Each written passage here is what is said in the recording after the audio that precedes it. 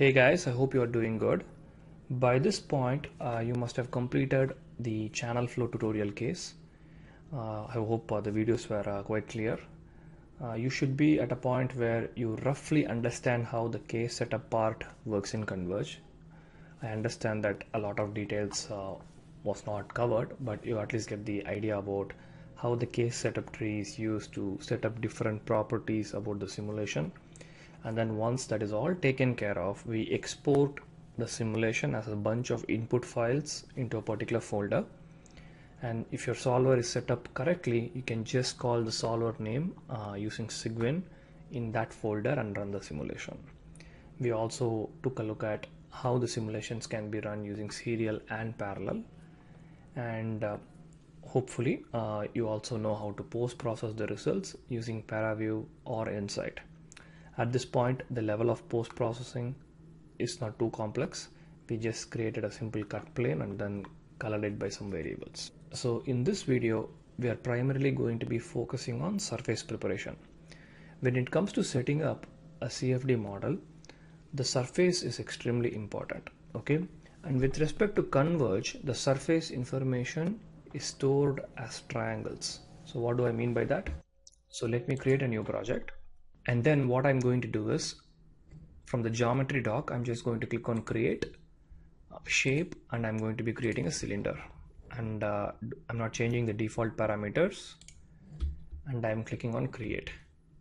So if I rotate the geometry a little bit, you can see that it's completely made up of triangles. Okay, so this is the format in which Converge represents geometry. There are a lot of softwares which do this. And with respect to triangles, right, there are three basic entities. You have vertices, edges, and the triangle itself. So vertices form edges and edges form triangles, correct? So in order for us to have full control over the geometry, you need to be able to manipulate these three entities. And that is what surface preparation is all about. Okay, you can see that this is a very clean surface. And the reason why I'm telling that this is a clean surface is because, you know, it's quite simple. It's just a cylinder, and when I'm looking at it from all the directions, in general it seems acceptable, right? But that methodology is not robust, right? I cannot just take a look at the geometry and then figure out that, hey, it's perfectly fine. Detailed geometry diagnostic tools is required, and Converge Studio actually provides it. So you can see that currently I don't see the geometry diagnostic tools. If I have to see it, it's going to be appearing in the bottom right corner somewhere near my mouse pointer. So if you don't see it, then all you need to do is you need to go to view and then make sure that diagnosis doc is checked. It is a good practice to familiarize yourself with shortcuts. So in this case, if I just press Ctrl D, I have the diagnosis doc.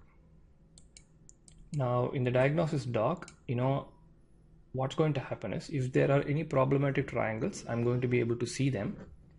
And Converge is looking for triangles that satisfy these conditions. For example, here you can see that intersection is checked. So when two triangles are intersecting, Converge is going to figure that out.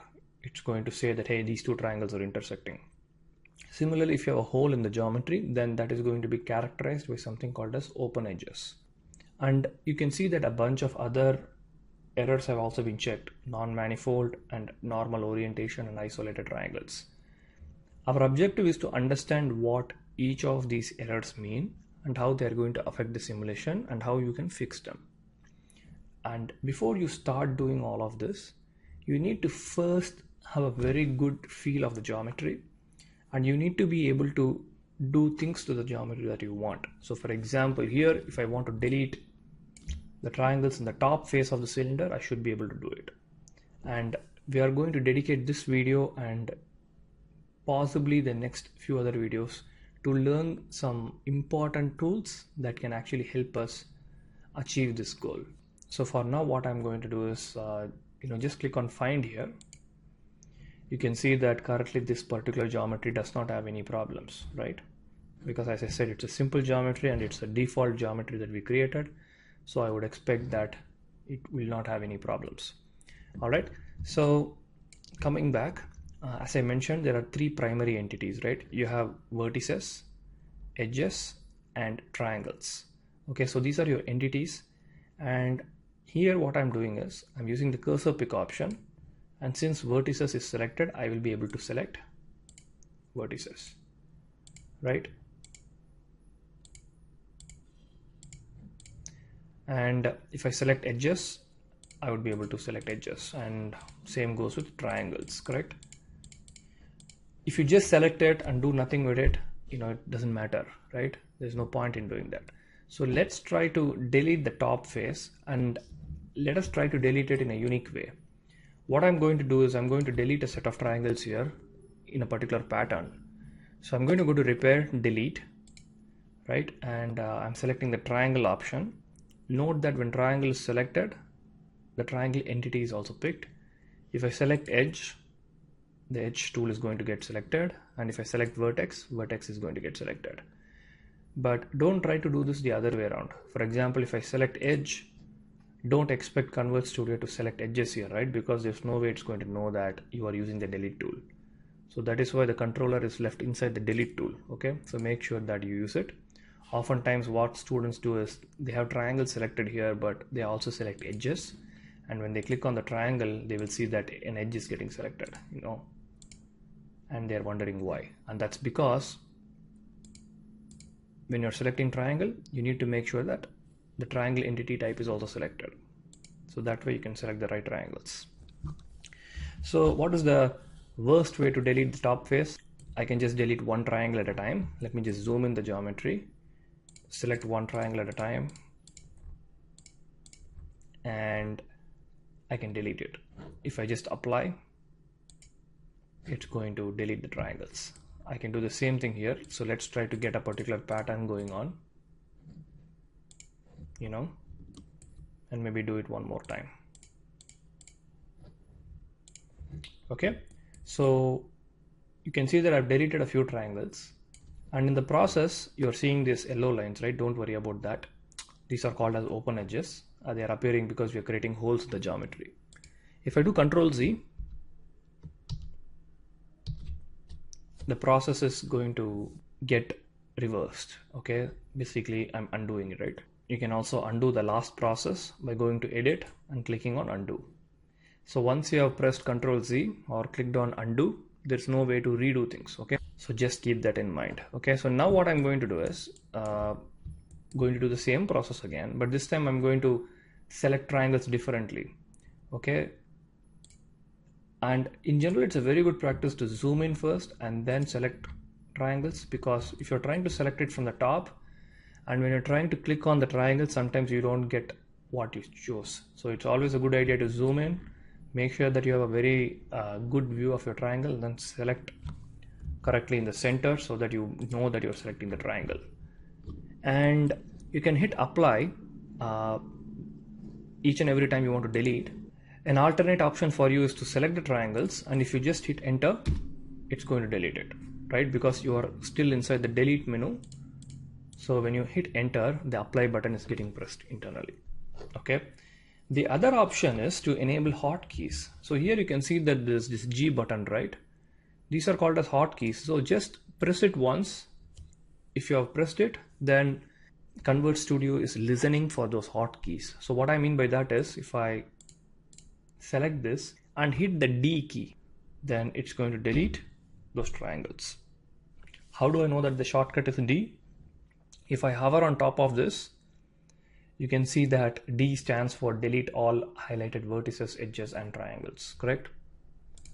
So I can do that. So let me undo this, and maybe I can select a few more and hit delete. All right. Now you can see that this process is fairly inefficient. I mean, I cannot just select one triangle at a time. So what I can do is I can make use of group selection. So for example, say that I have a box selection. I can put the geometry in top view, draw a box around my model. But you can see that when I do that, the entire cylinder is getting selected, right? So let me put the geometry in top view again. and then I want to clear my selection, right? I can just hit the escape key, or I can click on clear all here. It's all the same thing. So now I'm going to use the box tool again. Okay, and this time what I'm going to do is I'm going to put the geometry in front view so that I look at it like this, and I just try to draw the box like that. So this way my top face is selected. Okay, so let me repeat the process one more time. Put the geometry in front view. I use the box tool, and then I go from left hand side to the right hand side. And when I do that, selecting my top face, I can hit D to delete it, but I'll just do Control Z again. Now here's an interesting thing. If you actually move from right to left using the box tool, your triangle selection is now different. You have selected everything except the bottom face. Well, how does that work? Well, it's quite simple. So I hit escape one more time. When you're using the box tool, in order for a triangle to get selected, right, you need to select that triangle completely. In other words, you can see that there is a pink box, right? The triangle should be completely inside the box in order for it to get selected. So for example, even if I do this, that triangle doesn't get selected. Only the top triangles got selected because the top triangles are completely inside the pink box. Now on the other hand, if I draw the box from right to left, even if the triangle is partially selected by the box, right, it is getting selected. And that is why the bottom face is not getting selected, because not even a single triangle from the bottom face was partially selected by our box, correct? So in our case, we do not want to delete the side faces. So I'm hitting escape again. And what I can do is just draw the box from left hand side to right hand side, make sure that I've selected things correctly, hit delete, and then we have a very clean deletion. Let's undo this again. Now for a second, I'm going to go to my manual selection process. Each and every time I select a triangle, you can see that the selected entities is being maintained. The reason why it's getting maintained is, say that, I'm trying to make like a particular pattern here. So for example, let us delete 2 triangles, and then the next 2 triangles we are not going to delete. The other 2 triangles we are going to delete, leave a small gap again, and we are trying to keep up with this pattern. And say accidentally I select this particular triangle. Well, if I hit escape, all of my selection is lost. I have to start all over again. So I have to redo this. And let us say I make the mistake again. Do not hit the escape key. There's a button called clear last. So that's going to clear your last selection alone. Okay. So you can use the clear last selection to basically just keep on clearing your selection process. You can think of this as an undo for selection. Do not do Control Z. Control Z does not work for selections. It works only on the geometry. It does not work on selections. Okay, so for now I can just do this. If I hit delete, I'm getting this pattern. I made a small mistake here, but that's okay. It was just an example. So what are the other ways that I can delete this particular top face? Well, you can see that, I have to delete triangles, and there is this drop down box here. So when I click on the drop down box, you can see that there are so many options. Let's pick the first option. There's an option called angle. What does that mean? And you can see that there's a small box here which says 20 degrees. So the idea behind angle is, these are all triangles, and each and every triangle has a normal, right? So when I say normal, it has a normal vector, and you can look at the normal vector by pressing this button. It's called as the normal toggle, and you will see that small yellow dots appear, but you are not able to see those arrows because they are actually inside the geometry. So what I can do is I'm just going to make the normals visible by flipping the normals. Okay, so just to prove that the normals are actually pointing inside, what I'm going to do is I'm going to go to any option, select a few triangles here, right click, and then I'm going to hide selection. Okay, the shortcut key for that is Control H. When I do that, you will be able to see inside the geometry, and hopefully you trust me that there are normal vectors and they are pointing inside the geometry. Okay, the whole idea behind these normals is the normals actually tell you where your fluid domain is. For example, if I'm trying to simulate the flow inside the cylinder, I want the normals to be pointing inside. Okay, similarly, if I want to simulate the flow over the cylinder, the normals need to be pointing outside.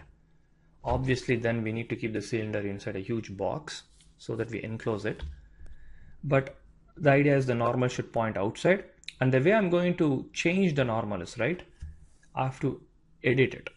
Now remember, when it comes to creating, editing and deleting geometry, the tools are always going to be on the left hand side by default. Unless you don't change it, it's going to be there.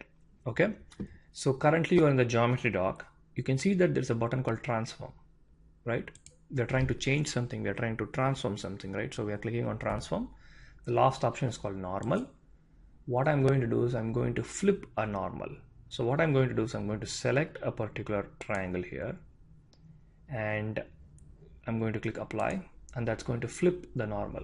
When I say flip, if the normal is pointing inside, it's going to change them to point outwards and vice versa. So if I go away now, and then you can see that all the normals are pointing out. Don't worry about these triangles, we have not deleted them, we have just hidden them. So if I right click and click on redisplay, I'm going to be able to see all my triangles once again. So we were trying to look at the angle option, right? So you can see that any given edge, for example, if I select this particular edge, any given edge is shared by two triangles, correct? So for example, this particular edge is being shared by triangle number 1 and triangle number 2, correct?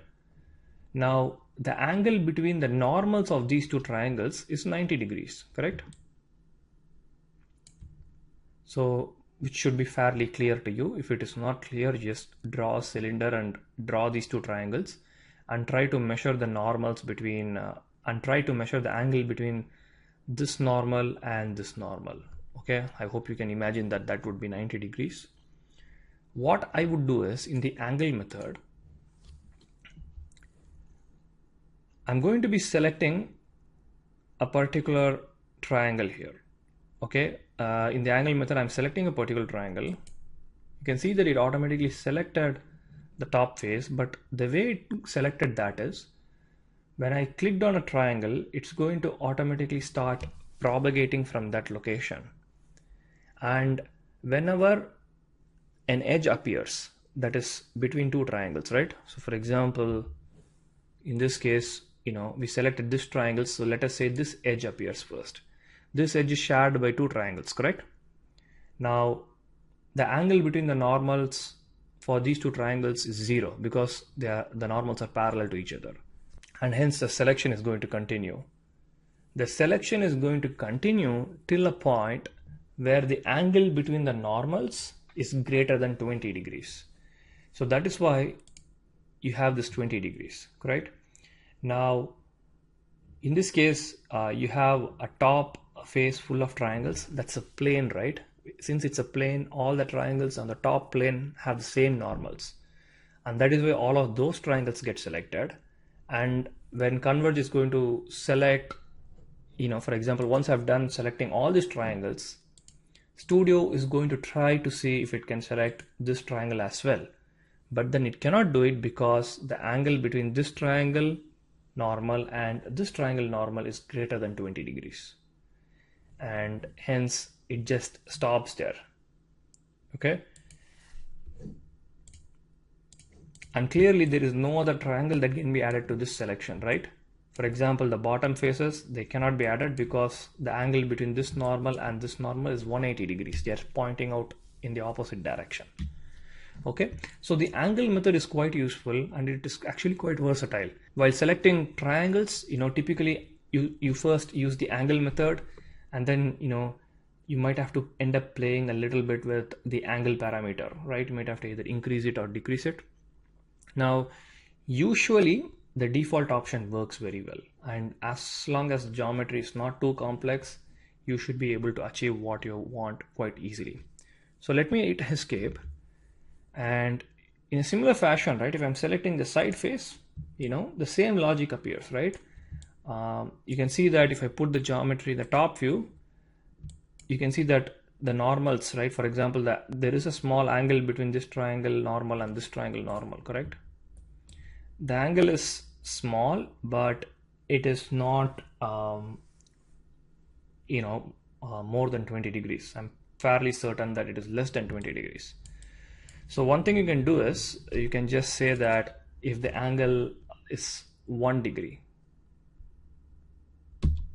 okay? And now if you try to select this, you will see that I'm not selecting the neighboring triangles, because you can see that though this is a cylinder, it is just made up of straight lines, correct? You can see that this is a straight line, this is a straight line. So there is a very small angle between two neighboring triangles, which is greater than 1 in this case. And that is why this is not working. So if I go back to 20, make the selection, oops.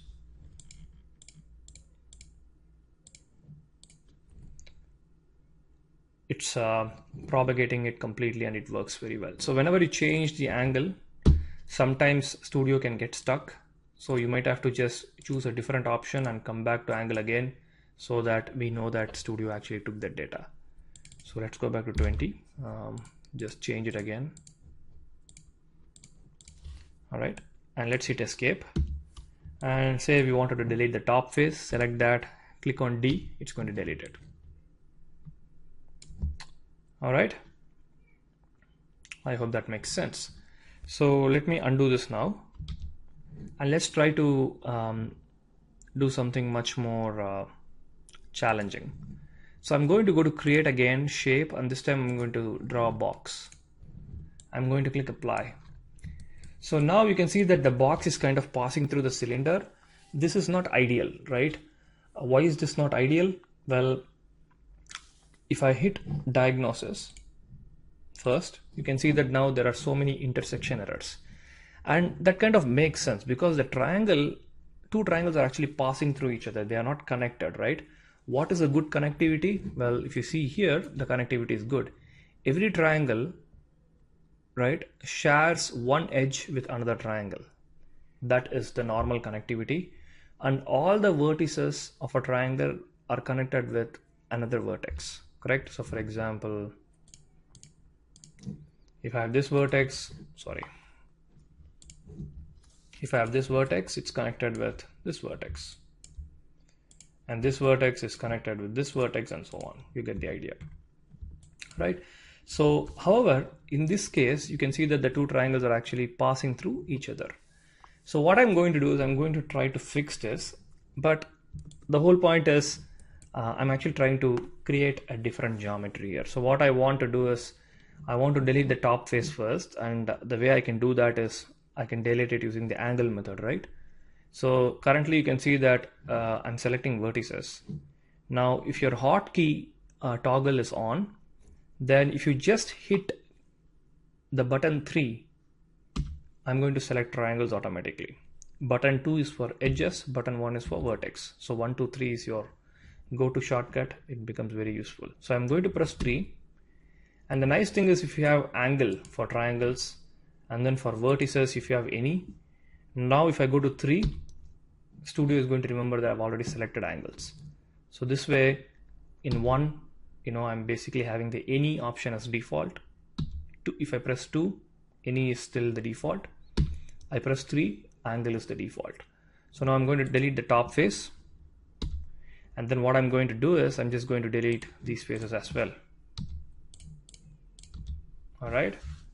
And then what I'm going to do is I'm just going to join this square to this circle, right? I'm just going to loft it just like you would do it in a CAD package. Now you need to remember that Converge Studio is not a CAD package. It does provide some features, but it is not going to be as comprehensive as SolidWorks or CATIA. So now what I'm going to do is I'm going to basically draw triangles between the square and the circle. There are a couple of ways to do this.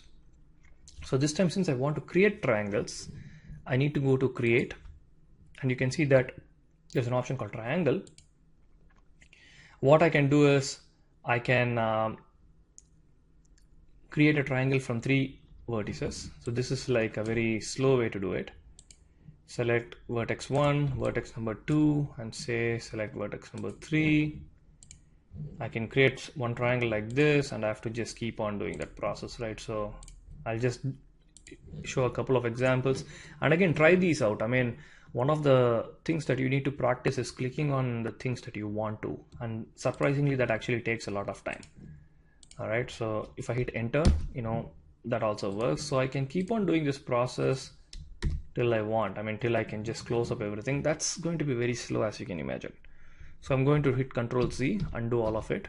Remember, there is no redo button. So if you did something that took you a while, make sure that you save the file before you do it. All right. So what I want to do is, I want to loft, correct? I want to loft edges. And I'm going to select the first set of edges. In this particular case, my first set of edges is these guys. So what I can do is I can select this 1, 2, 3, and 4, right? It's just 4 edges. It's not a big deal. Now I want these 4 edges to connect with, have so many edges in the circle. I don't know how many, but let us say 20, right?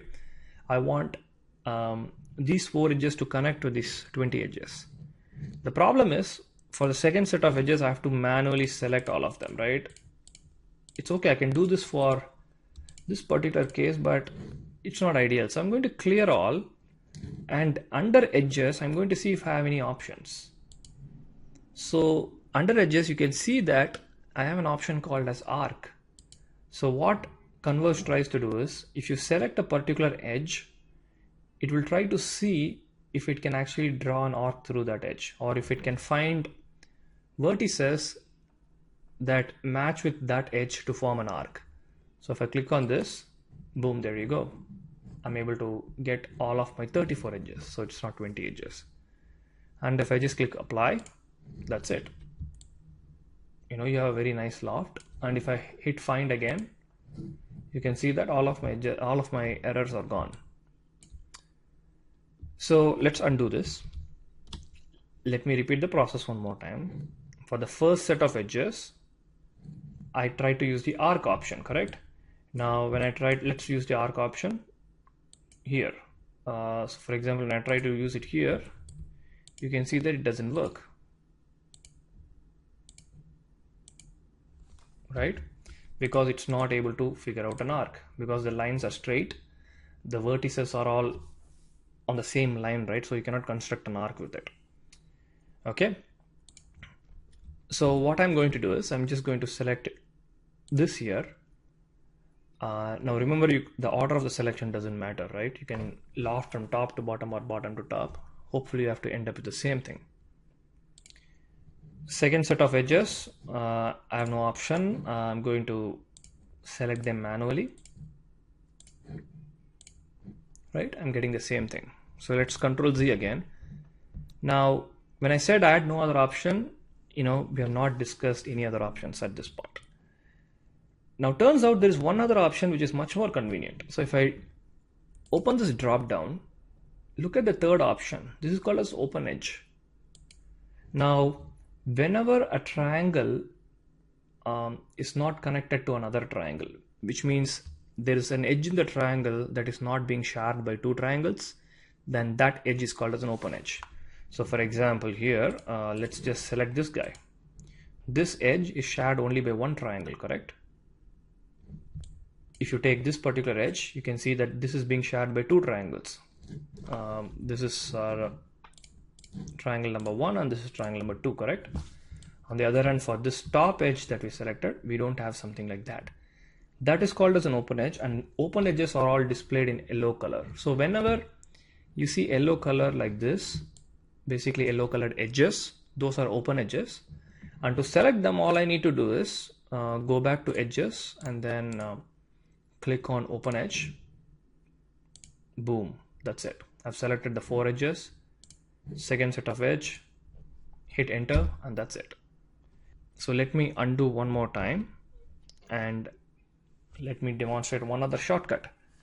So I've selected open edge here, select the first loop, and then if you press Ctrl plus tilde, it's going to automatically change the focus to the second loop or the second set of edges. I can just click on that, hit enter. Right? I'm trying to save one additional mouse click. Now, if you practice this, you can do it quite comfortably. Do this once, that's it. I want all of you to get to the state where you have the shortcuts and you develop that muscle memory so that you can use the shortcuts in a way so that you manipulate the geometry very quickly. So in the next video, we are just going to build upon this a little bit more. We are going to learn a few more tools that will help us create, edit, and delete geometry. And once we have done that, we'll try to understand surface errors in more detail. Okay, I hope you enjoyed this video and I'll see you guys in the next video. Bye.